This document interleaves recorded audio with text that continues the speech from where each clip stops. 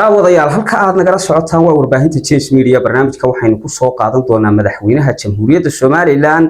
oo jawaab degdeg ah ka bixiyay fariintii shalay toole uga timi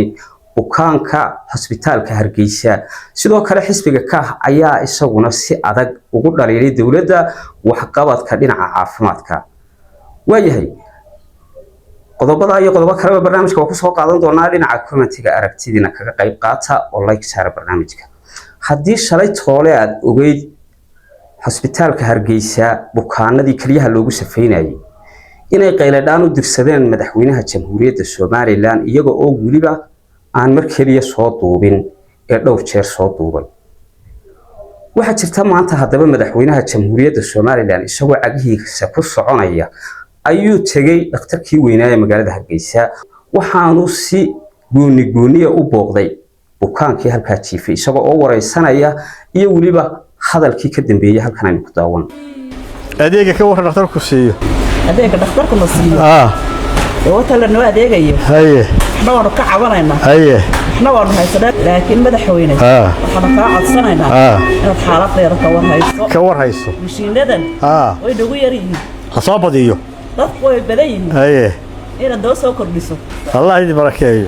ويدي دعينيا بيشنا عصبنا وكيننا ولا راضة هذيك كورن هذيك وانا لو هذيك يحضروا في انت مو يعني marka aad waxa ay jiinada loogu xidhiid loogu galay jiinada waa soo korinayna jiinada xidhiid loogu galay waa soo korinayna insha Allah باذن الله imisa sanad kaliyu ku xanuunay hadda saddex sanado baad isticmaalaysaa adeeg insha Allah jiinada waa soo korinayna adeegana wuu hagaajinayna hadii alla ka dhigo marka inaan cabano bay noqotay oo si soo gaaray jiinada waa keenayna adeegana waa la hagaajinaya hadii alla ka dhigo sala khair inta ka doonno intaas dadku waxay ku dhibayeen dadkii mishiinadii baa kala batay waa soo korinayna aan isma kala helayaan insha Allah ilaahay adna ku guuleeyo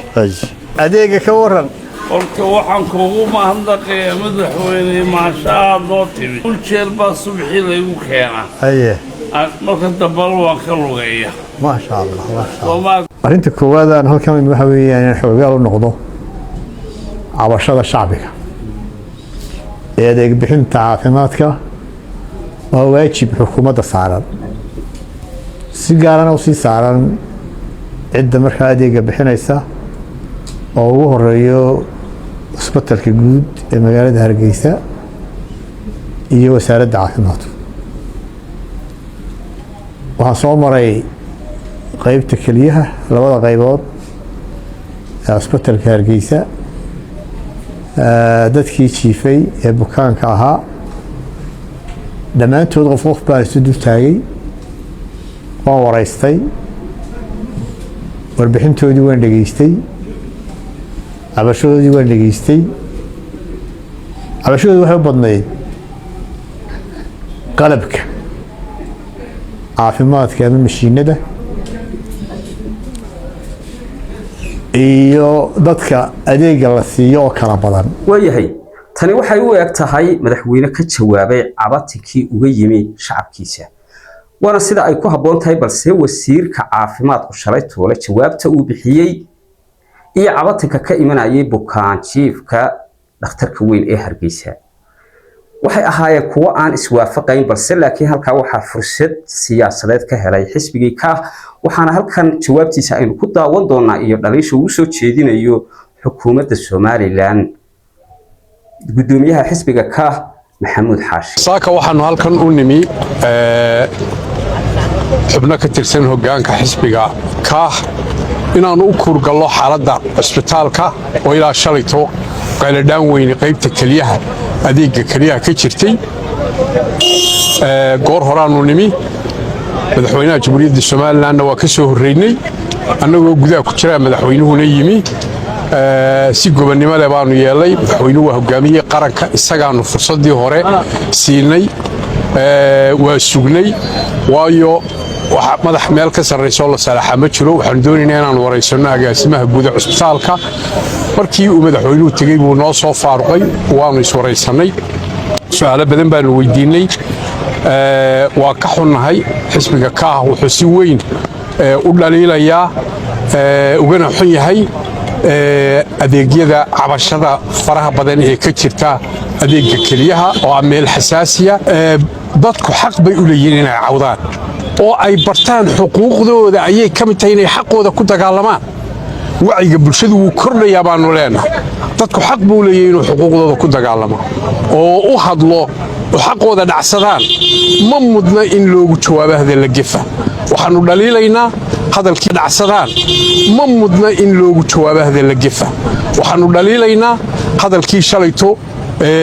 madaxda dawladdu ugu jawaabtay ee dad xuquuqdooda ku hadlayay cadow baa ka dambeeya runtii waa aragti saboola iyo siyaasad saboola wey waxaa kaloo ka mid a golaha wasiiradu shalay subaxii wuu shiray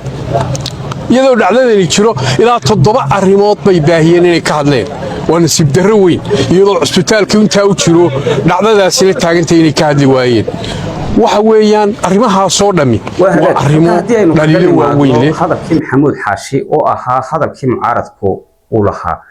waxaynu eegaynaa ka jawaabidda baahiyaha caafimaadka iyo tallaabada madaxweynuhu qaaday maanta waxay ahayd mid ku habboon maalinteedii waxaana jirta cid kaste oo cabatin u gudbisa madaxweynaha waxa aanay kalsooni ku qabin ciddii ka hooseysay ee shaqada madaxweynuhu u diray wasaarad kastoo ay ahaataba bal haddaba madaxweynaha jamhuuriyadda Soomaaliland maanta waxa aan ku hambalyeynayaa sida uu u soo booqday bukaanadii ka cabanayay dhinaca kaliyaha iyo safiintooda waxa laakiin ku habboon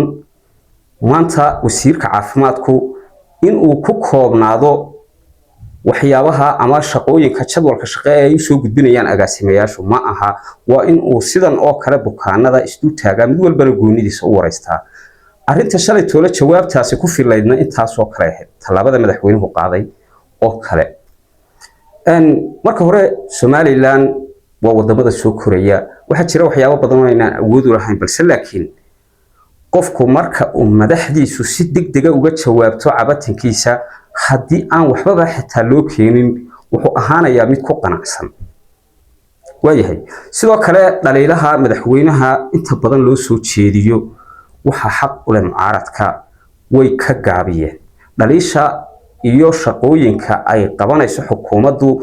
waxa inta badan ku daba taagan waa mucaaradka marka aad eegto waxyaabo danahooda ku saabsan bay inta badan ka hadlaan iyo arrimaha xisbiga gudihiisa ah balse laakiin baahiyaadka ka jira bulshada dhexdeeda inta badan xukuumadda kumana dhaliilaan kumana daba taagna taasi maxay ka dhigan tahay ma aha mucaaradnimadii loo baahnaa ee waxa weeye qof danihiisii doonaya inuu fushado waayahay barnaamijkan waxaynu ku soo koobaynaa halka madaxweynahana weynu mahad celinaynaa inaga oo tallaabada uu qaaday wuxuu u geeyay meeynaan arkay balse laakiin tallaabooyinka uu qaaday iyo ballanqaadada waa kuwo lagu farxi karo